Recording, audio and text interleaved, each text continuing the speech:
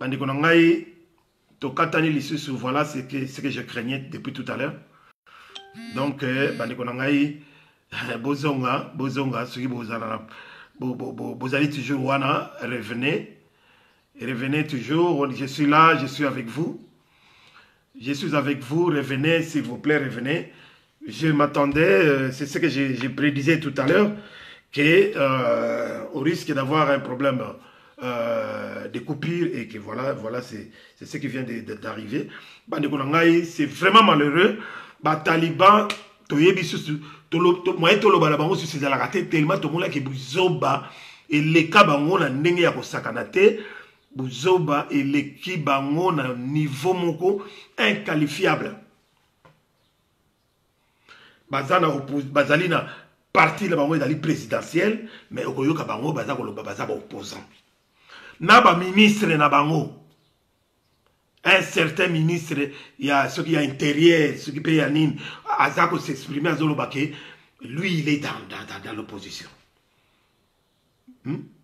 Azali opposant en même temps. Toyebite, alors que pays na biso ezali na bulu yeke. Tozali na poloso, tozali vraiment na pelengendu et loba John Ingefa, que je salue à passant. Hein? John Ingefa, abundakana biso elongo, hein? Yena lo sambo, mais azali koloba, azakolobe la pona mboka na biso. Naya Laurent Sokoko, tout la nina bengayi 6600 volts. Oyo azali kobunda na biso membre ya peuple mokonzi. Tozali kobunda biso nyonso na ba Christian Bola.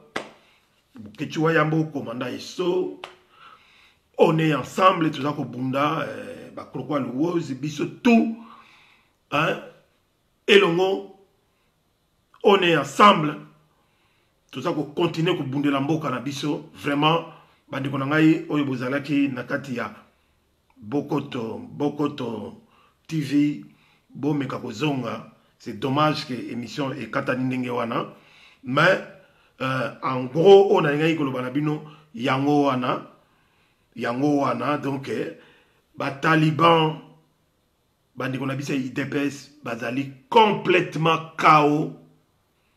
chaos technique mituna bango essayer doki bayebi suseloko ya kosala te beleli base sikoyo ekoma kosenga na chef na bango, président na bango, Félix Chilomboa, azonga la bomoto na ye, a cassé nini alliance oyo wana asalina na ba kabiliste, ba peperdiste, ba tuya FCC, mais azako yoke la bango te, azako yoke la base te, aboaki si base, donc yé pona ye. FCC toujours, Kabili toujours, Hippolyte Kanambe comme frère et ami, et Paul Kagame comme allié moko très spécifique. Taliban et Ali Mawatro. Je pense que Namakamunenge Zaliko Kende, Bitumba Oyo, Tozo Kende Nango, et Komi Nasuka. Pour il faut aussi la nana bino batu oyo na ngamo mususu na 2020 oyo. Donc dans les 5 mois qui vont arriver, nous allons en finir avec vous. Boye Bayango, libérateur Azali Azangite, on est ensemble. Toko bunda na nenga mukete, toko laksabino ke mabele wana ezali mabele ya bison. Ya bino moko kaka te, ma bele wana ezali ya les Zaïre, les Zaïre aux Zaïrois d'abord, toko bunda na bino na ndenge ya mukete, pe boko kamwa, boko ndimate ke vraiment makambo tout ça koloba na bino, boza kozongo na légère parce que bozo mona kaka ke peuple wana bomonela yango mais tokolakisa bino qui nous sommes, tokolakisa bino ke avec mvuluzi tokolonga bitumba oyo bandeko na ngai Claude Mutima. Merci d'être revenu. Elol Titi, petit na ngai Chéri. Bon, bandeko na ngai oyo alingi ko benga, oyo alingi ko téléphoner pour na contribution na ye, après sa contribution na ye. Vous êtes les bienvenus. La ligne est ouverte avant Tosilisa émission Oyalelo. Parce que je pense que Oyonangana lo banabino lelo nyoso na lobi yango ezalika likambuke mboka na biso ezana désordre total. Il y a mboka moko western coûte bien, Far West encore mieux. Vraiment un pays sans foi ni loi. Oyo nyoso bazo sala bino na terrain wana ils en ont encore ba mensonge, ils en ont encore ba semblant il y a démocratie, ba semblant il y a état de droit. Il y a vraiment rien de véritable en ce qui concerne la démocratie au vrai sens du mot, en ce qui concerne l'état de droit au vrai sens du mot. Merci BBC Masombo d'être revenu. En tout cas, oyo nyonso bazako sala bino wana ezali na ngokaka ba aventure, ba distraction.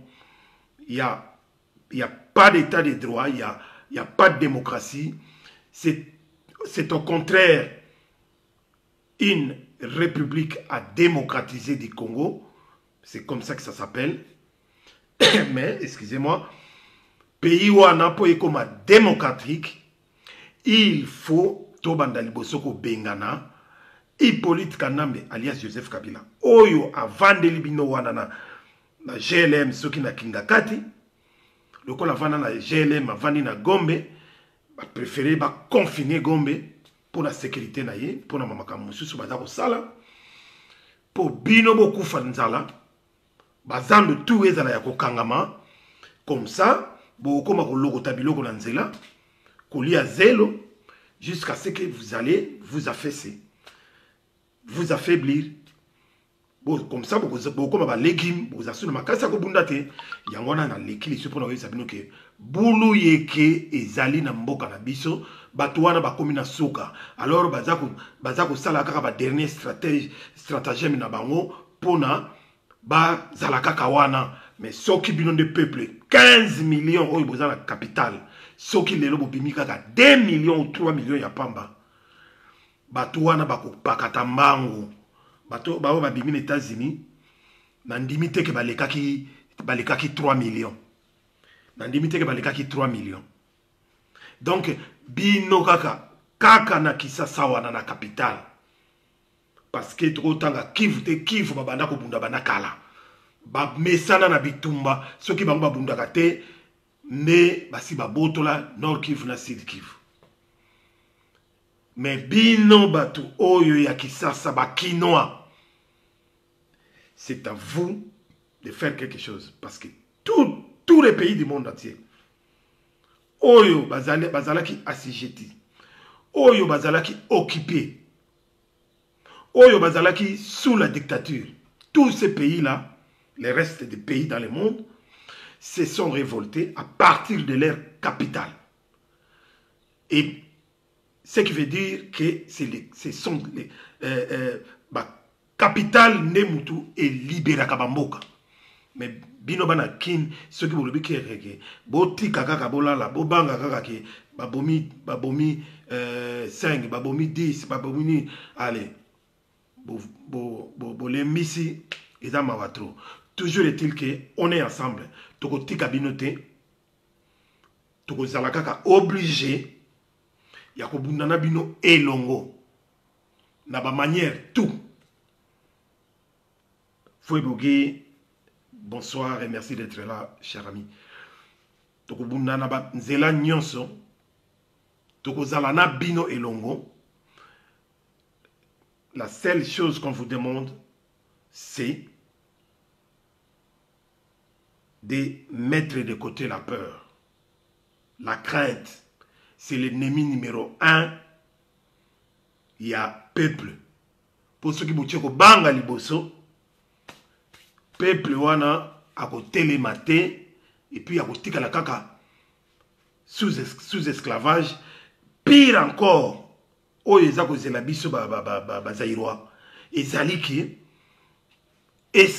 esclavagisme wana toko vivre yango surtout l'équipe 2020 to comme na 2021 toko vivre yango sous la dominance il y a ba noir ba africain noir comme nous. Bon bino moko bozo asiko yo kanda ya batu mundu jalousie ya batu mundu ndenge zalaka entre biso na biso mais nakanisi Léopold D akosa bageki baza kubuka ba monument na bango sikoyo. Mais Léopold D a ça parce que na batouana batouti méchants qu'ils sont bango en dehors ya ngombe bamona ka bango eloko msuté bamona ka mututé.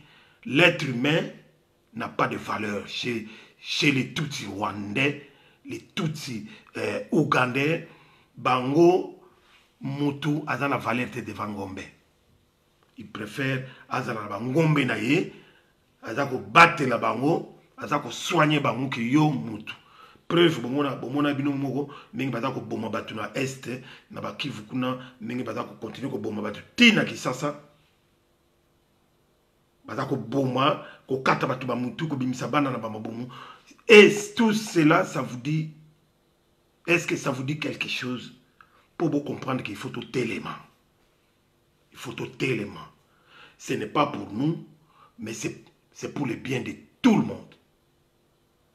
C'est pour le bien de tout le monde. Restons soudés. Tous en a bon moko. Papa bon moko. Maman bon moko. École bo moko. To bunde la mabele na biso. To bunde la mabele na biso. Po. To kango la mboka wana. To longwa na n'importe quoi. Ba distractions inutiles. Et zala na kati ya mboka na biso. Congo, Zaïre, ou bien Bipaï Boïsika Tozali na diaspora, to bimande na ba distraction. Voilà où on a dit que Sabino le lobande konangai. Ils allaient pas si pe mawa, mutema pasi. Donc, to lukato sila, poto sili sa boulouye kewana, poto sili sa désordre, chaos total dans la gata Zaïre. On doit commencer par chasser les occupants. Et sans oublier leurs accompagnateurs. Ba collabo, otobenga ba collabo. Ba tulokola ba mende ba koyi kozonga lisusu te. Ba diriger mboka wana. Ba tulokola ba José Makila Yokozuna ba koki kozonga lisusu wana te. Ba tulokola ba Zoé Kanambe ba koki jamais kokoma ba gouverneur na mboka wana. Ba tulokola ba Jeannette Kanambe kokoma député Namboka wana. En même temps présidence, il y a commission, il y a défense et ça na maboko ya Jeannette Kanambe. Vous vous rendez compte de cela? Le Sako Venika Kelani. On est ensemble. Barouane, Barouberoa, Tilelo Oyo. Azalaka toujours ministre ya décentralisation. Alongwaka te azalaka kawana. Ils ont matière à réflexion te pour na bino ba taliban bo comprendre que mboka wana ezana maboko ya ba congolais te. Il ne faudra jamais prendre en considération ba rwandais wana boko bisa bango lokola ndeko Tambo Mamba, ndeko Jeannette Kabila, ndeko Zoé Kabila, ndeko Kabila. Mais non. Là, vraiment, vous exagérez. Vous exagérez. Mireille Gatoma. Mawatro, Mama Kelani, Mawatro. Hein? Alors, Tolo Balamunoko Nini, bandeko na ngai po bo comprendre la situation wana. Yango na ngai ai di bolombo ke fait international ya peuple mokonzi. Na leki lisusu na ba minute e pesa maki ba minute na ngai koki. Na leki kaka pour na rappeler bino. Pour remettre encore les pendules à l'heure. Donc bandeko na ngai vraiment il faut totalement to bimande na ba distraction. Ya ba procès. Batu wana bale bambongo na bango ba kamere ba mida ba soraya ba oyo msisi wana komona mungu na ebate tina pe ya kufula bango réalité batu tu wana bale bambongo ba million bazo sakana na lokola banguba mutasomi nguba na kwa chena poche bambongo wana kozonga te. Ceux qui procès wana ezo sala make bambongo ezonga oui, mais à la lire où vont les choses na procès yango tozo mona même pas côté bazolo belake mbongo wana ezonga ou be ba retrouver quand même quelque chose, rien du tout. Donc beaucoup vendre la procès en ndenge wana te pendant qu'il y a des choses sérieuses qui se passent na mboka na biso bazo continuer ko boma ko kata batu kingo.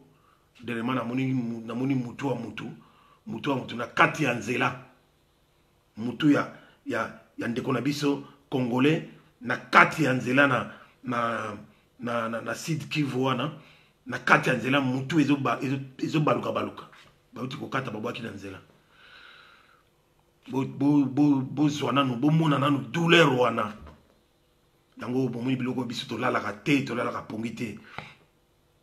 Tous allons toujours éveillé, excusez-moi. Pona kolobela. Alors, ce que tu as au monde, Babiloko, il y a pambala. Il y a pas distraction, moko izangitina, il y a combien na diversion, na nzela mususu yebanitina te. Ça fait trop mal, mais biso l'essentiel, nous gardons toujours notre cap. Avant toute chose, c'est la libération totale de la République d'Isaïr. Unité toujours, unité nationale, bomoko toujours, papa bo moko, maman bo moko, ekolo bo moko. Donc, il faut tout bunda. On est ensemble. Le pouvoir est toujours dans la rue. À titre de rappel, vous voyez que le pouvoir est dans la balabala. Mikolo nyonso, kobana bakamba corona. Tine tozo kendawa. Pouvoir est dans la balabala. Peuple congolais avec peuple zaïrois de Kinshasa. Botelema. Et non seulement botelema, mais agissons immédiatement. Bokote la batouana bandako na bango. Bobandako boma. Bobandako sasa. Tango bakomona ke Jetini Ngobila akwei. Godempoi akwei. Batali kotoko na bamoni André Kimbuta akwei. Batali kotoko na mususu bamoni ke Mende mutu ekatani batali koto kuna bamoni ke General Kasongo bakati ye maboko na makolo ainsi de suite. Beaucoup mona bino moko. Vous allez dire que tout ce que nous disions, nous avions raison de le dire. Na kati ya bandako na bango moko opération to yebi ndako tala bambongo etonda kuna babomba bambongo na bandako parce que bazali l'interdiction à l'extérieur ya nini ba bloquer bango ba compte na bango ba geler ba compte na bango donc ba ko tia bambongo na libanda te. Alors bino bozo kufa banzala bozo que nous lukaka mo bambongo na bakoteka mo bango na bazandu na banini siko bakangi bazandu boyi bisanga ibo luka bokolia siko nini. Donc c'est ce qu'il faut faire, c'est ça. Voilà, merci beaucoup de m'avoir suivi. on continuera toujours à dire des choses, à parler, à dénoncer, à sensibiliser, à mobiliser, jusqu'à ce que Nzambe oyo akeli mokili, oyo apesaki biso mabele wana ya Zaïre, akopesa dernier mot na ye pour dire stop à l'injustice face au peuple congolais que nous sommes, et que le temps est arrivé que le peuple wana a se prendre en charge, aïeba ko kangola mboka na ye, puis ko diriger mboka na ye, puis ko contrôler richesse ya mboka na ye. Trop c'est trop, bandeko na ngai ya Idi Bolombo na suki wana. Merci beaucoup de m'avoir suivi. Ingeta ingeta, on est ensemble. Tokomi Mbalasima. Merci beaucoup Maman Kelani en direct de Suisse. To lembate, to continuer bitumba, to continuer, to zala toujours na bomoko. To zali ensemble Tina Souka. Merci beaucoup. Ingeta. Beau partager, vraiment ébélé énormément. C'est très important. Mandeni Dorcas en direct de Suisse-Irlande. Beau partager, vraiment beau partager. C'est très très important. Batunyonso, bazwa message, c'est tellement très important et efficace. Et puis pour mobiliser, pour télémisa banamboka. Ingeta. Tokomi Mbalasima. Ciao. Merci beaucoup.